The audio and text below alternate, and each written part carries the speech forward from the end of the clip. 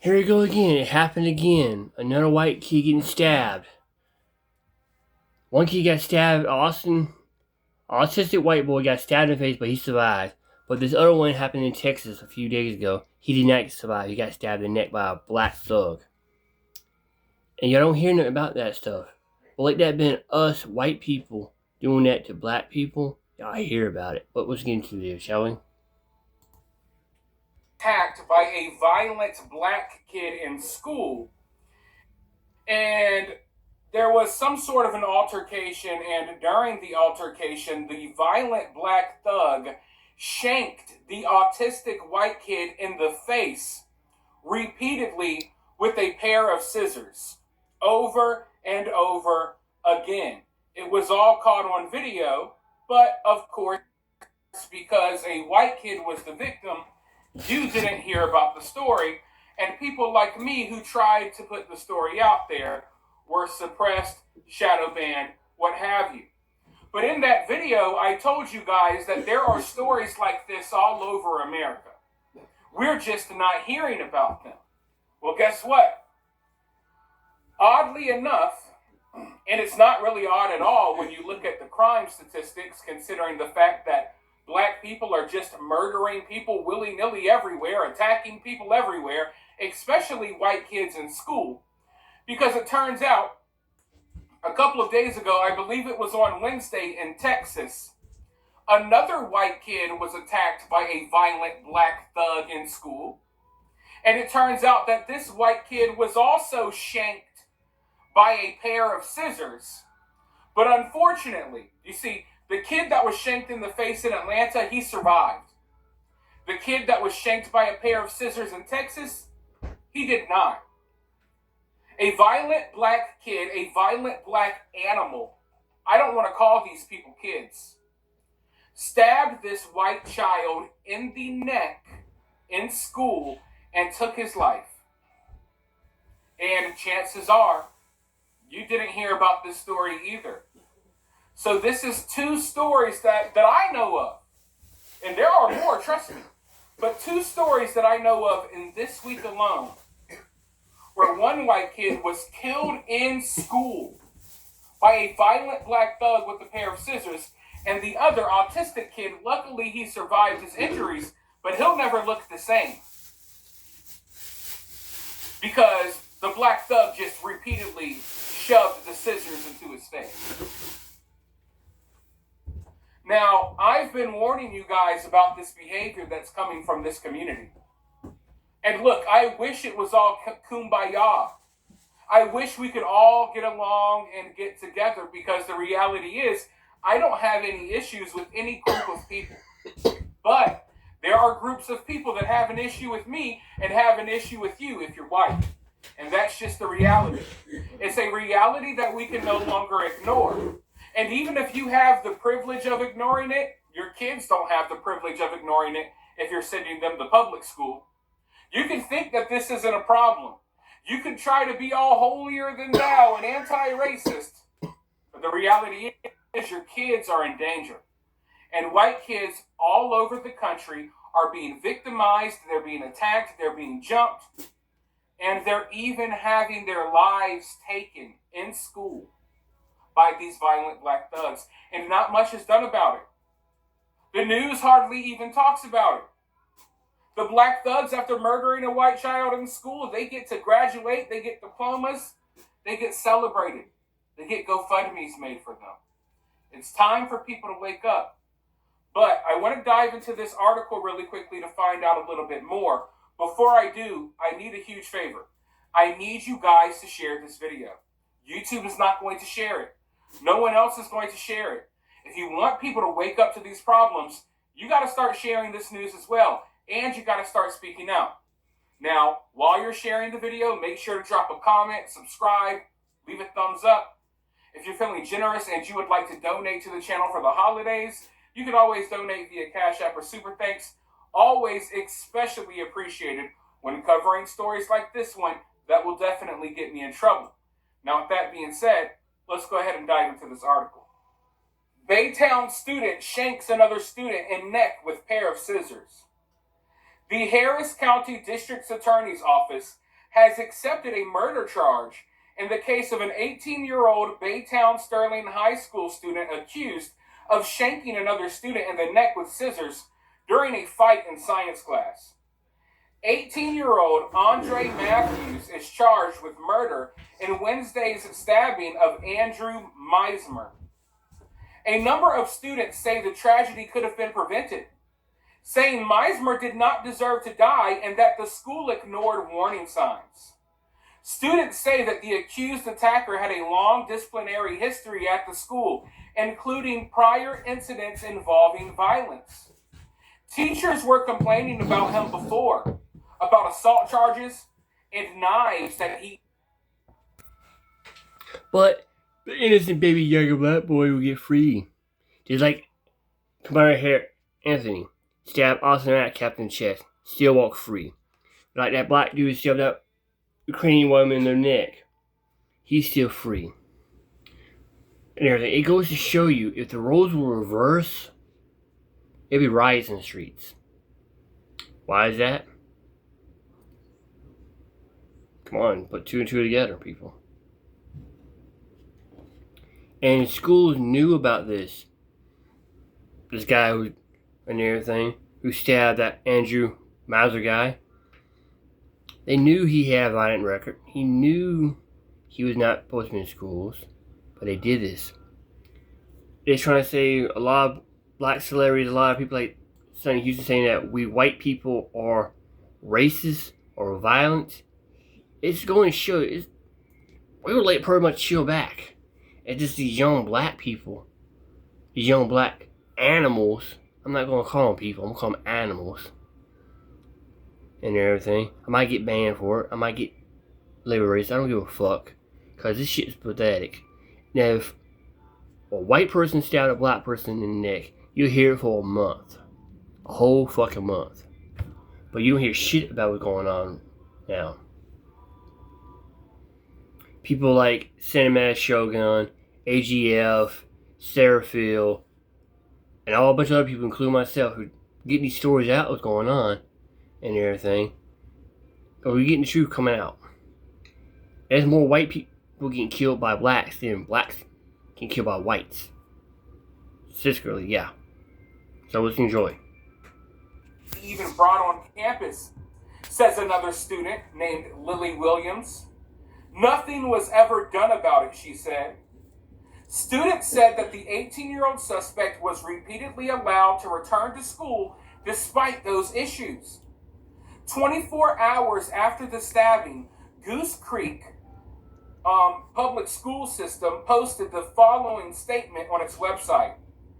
My heart is heavy as I join the community in grieving yesterday's tragedy at Sterling High School.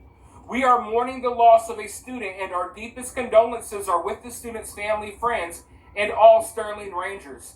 There are no words that can fully meet a moment like this, but please know that the district and community stand with you. We want to thank the faculty members closest to the event who acted swiftly and provided immediate care under professional medical assistance arrived, or until professional medical assistance arrived. We understand you have many questions. We do too. We are committed to being as transparent as possible, but this is an active police investigation, and it is now in the hands of law enforcement. That process will guide whatever info can be shared, and when, as we are able, we will continue to communicate updates in a timely and responsible manner that is consistent with our obligations under federal student privacy laws. After careful consideration, the administration decided that the best way to serve our students and faculty in the wake of this tragedy would be to come together as a campus community to provide in-person support. To that end, we opened Sterling on Thursday morning with a full crisis response team in place, ready to serve our students and staff as they process Wednesday's events. Look, their statement goes on for a little bit longer. I don't feel like reading it. It's honestly a complete waste of time. It's all hogwash. The reality is, this school knew this kid was a problem. And why didn't they do anything about it?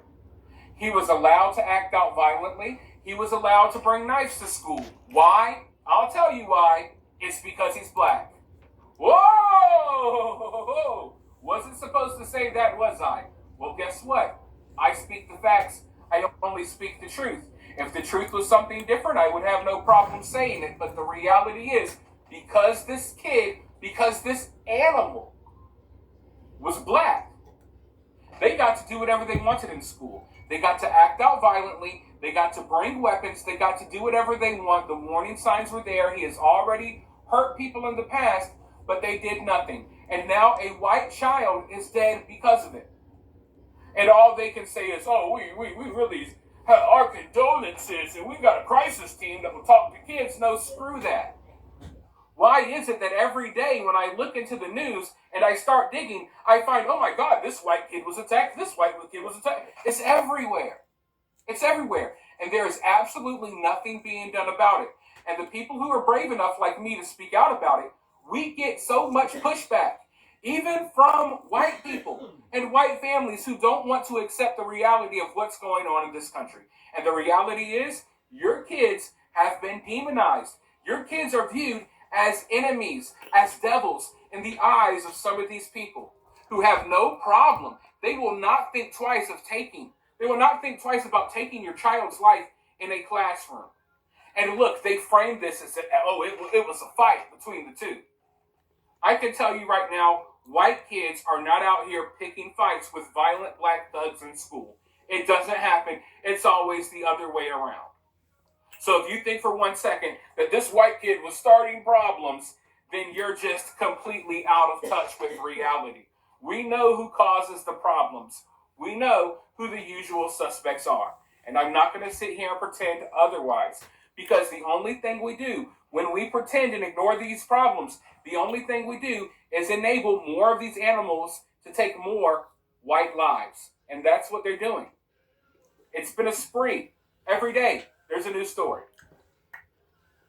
And it's getting to the point where I feel like any and everyone who isn't speaking out about this stuff, they're cowards. Because if you don't care about yourself, you should care about your kids, your grandkids, your wife, your husband, whoever. Because any and everyone could become a target to these people. And they're not hiding it that they hate us. They're killing us at alarming rates. And when they kill us, they celebrate it. Mm-hmm. But people are still in denial. I haven't even gone to look at the reaction to this story on the internet, but I already know what it's going to be.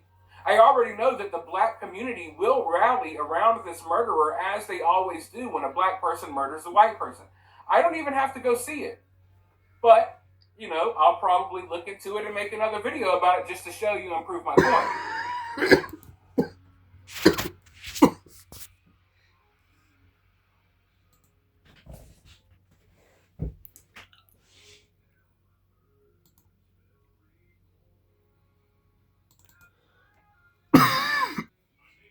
Yeah, here's more on her.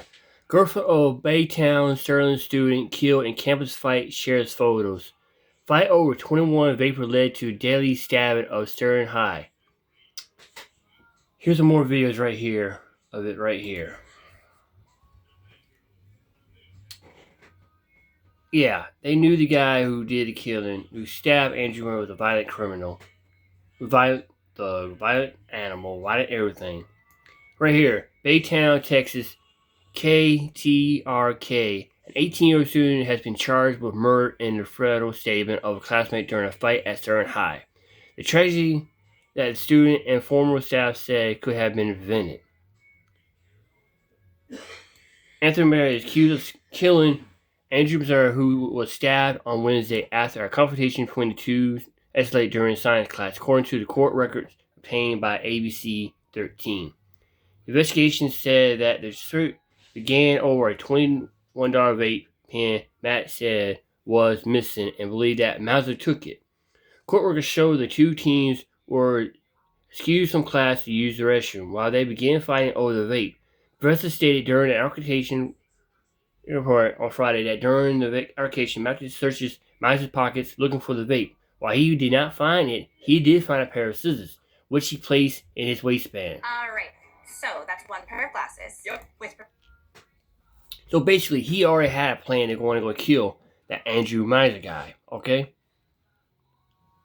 Who in the right... Are you going to fight somebody bringing down pair of scissors to a fight? I get it if the Andrew guy threatened to stab him. I get that part. It's understandable. Then you want to pay. But the Andrew guy didn't have it. You searched his fucking pockets. You searched his pockets. Therefore, you was planning to steal anyway, you stupid son of a bitch. And everything. The students then entered the science lab. Professor said that a teacher responds after hearing another student yell for help and find Matthew holding Miser in a chokehold. The teacher attempts to intervene, but Miser had already been stabbed multiple times with scissors. During Matthew's first court appearance Friday, prosecutors Elijah Matthew admitted to receiving scissors and stabbing, including in the eye. His bond was set to $3 million, which we already know that Black Lives Matter is going to come forth and raise GoFundMe, just like they did for Commander Anthony. And he might get free and walk around too. Miser was flown to the hospital where he later died. In the days following the stabbing, students and teachers had rallied daily at Stern High School, demanding accountability and justice. Many say the violence should have never been reached this point. My best friend is dead, somebody's son is dead, somebody's boyfriend is dead, and a student, Sarah Tolan. Several students told ABC that they were aware of Matthews having a lengthy disciplinary record, including the prison's violent actions, yet said he was repeatedly allowed to return to school. There you go. These baby Yagas have long-standing records of crime, but people let them free or let them go back to schools. Former teacher Kindler, who worked at Goose Creek ISD for nearly a decade and had Miser as a student, echoed those concerns. She said she warned discipline leaders last year that disciplinary problems were escalating. I went and had a meeting with the superintendent at security and said things are out of control.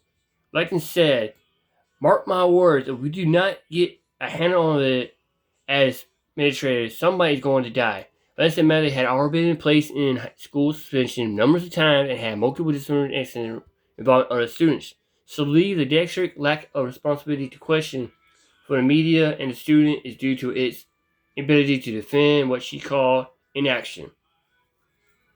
So people knew about this other guy right here. Let me see if I can pull his picture up here. So they knew about that Anthony Matthews guy for a long time. They knew he was violent. They knew he had a criminal record. They knew he was violent to other classmates and other students, but didn't do anything. This is the end of the video.